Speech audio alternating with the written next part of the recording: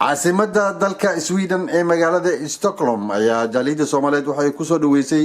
Dr. Faarax Maxamed Warsame oo ah wasiir ku-xigeenka caafimaadka Puntland. munaasabadiina sidan ay akhyaarta martida deegaanka reer Stockholm ee ka soo qaybgalay xafladan aad baan idinkaga mahadcelinaynaa ka soo qaybgalka aad ka soo qaybgasheen munaasabadan caawa oo lagu asteeyay loogu talagalay soo dhaweynta wasiir ku-xigeenka wasaaradda caafimaadka ee Puntland mudane Dr. Faarax Maxamed Warsame si aayada quraanka aan ugu furano Sheikh Cabdilcasiis Muallim من إله غير الله يأتيكم بالليل تسكنون فيه أفلا تبصرون ومن رحمته جعل لكم الليل والنهار لتسكنوا فيه ولتبتغوا من فضله ولعلكم تشكرون. صلى الله عليه. السلام عليكم ورحمة الله وبركاته. waxaan si kaliya laaba magaciina iyo magaca wasiirkaba maxaad ugu celinaya dadka Soomaaliyeed oo isugu jira qaybaha bulshada annaka haddaan nahay reer Sweden haddaan nahay wax allaala wixii midnimada Soomaaliya ay ku istaagayso wax allaala wixii Soomaaliya matalaana ay midnimadeedii ku xoogayso wax allaala wixii dowladnimada Soomaaliya ay xoog ku yeelanayso maxay dowladnimada laba noolaan karo waa la ogaay diyaar baan hadday dhaqaale tahay iyo hadday midnimo tahay iyo hadday siyaasad tahay diyaar baan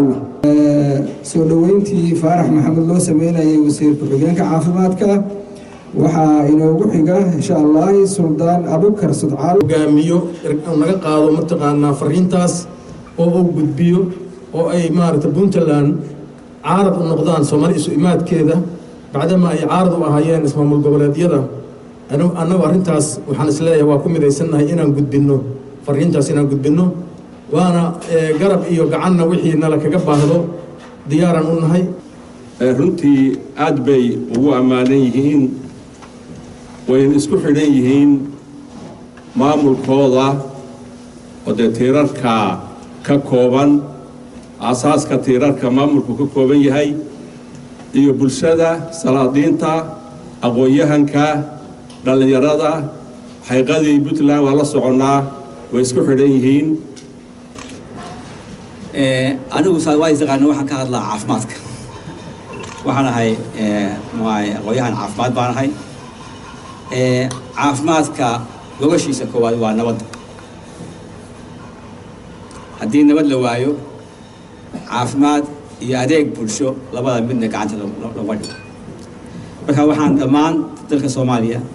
aqoonyahanka odayaasha bulshada madaxda aanu markasta u filaynaa in ay nabadda qaataan in nabadda ka taliyaan nabadda Soomaaliyeed maanta dhibka soo gaaray aan dagaal dambe iyo burbur dambe aan midna loo hayn muhay sabab iyo awood ideen labadaba wax nabad lagu waayay muhay la heli maayo muhay runtii shafiya malabaad inaan muhay soo dhaweeyo wasiir ku-xigeenka si uu muhay eraya ka habboon uga yiraahdo muhay golahan oo bulshadii muhay halkan ku muhay سلويسي السلام عليكم. ديال وفرح سنة هاي إن هير ستوكهولم أضيال اسمه أقويهن صحافة كل جيل واحد السلام عليكم السلام عليكم ورحمة الله وبركاته. أنت كذب أنا قلت هير ستوكهولم بان هاي فرح سنة هاي إن مانتا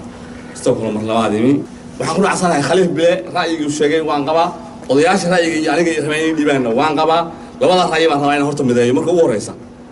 أنا هو ذكر صهر مريا ويك بعد وانتجيا السمادة يدور دبلان با فرنتي نوانو جينيا إن أيسو وانو جينيا وين قبل قاضية أو رأيو برهان أو رأي استوكلام أو برهان رأي استوكلام wareeyo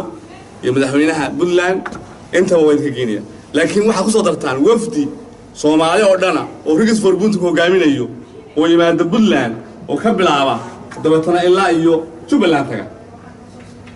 waan ka rabaa reer Stockholm waana qaban kartaa waana samayn kartaa waxaan rabaa inaan Stockholm inay u noqoto example Soomaaliya halay bulshadu sheegay wafdi soo dira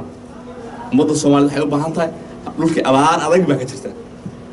waxaa ka jirta colaad waliba qaybta caafimaadka aan ka warhayo rabaa inaan kelmad ka ilaahdo waxaa ugu daran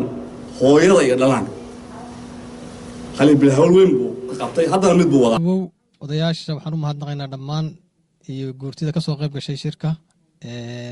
reer Stockholm oo caadadoodu tahay mar walba qof kasta mas'uul ku soo dhaweysa waxaan leenahay soo eedeen aad iyo aad baad u mahadsantihiin waxaan u mahadnaqaynaa Kalson TV oo isaguna mar walba ka qayb qaata meediyaha Soomaalida waa Cabdiqaadir Saro Kalson TV Stockholm Sweden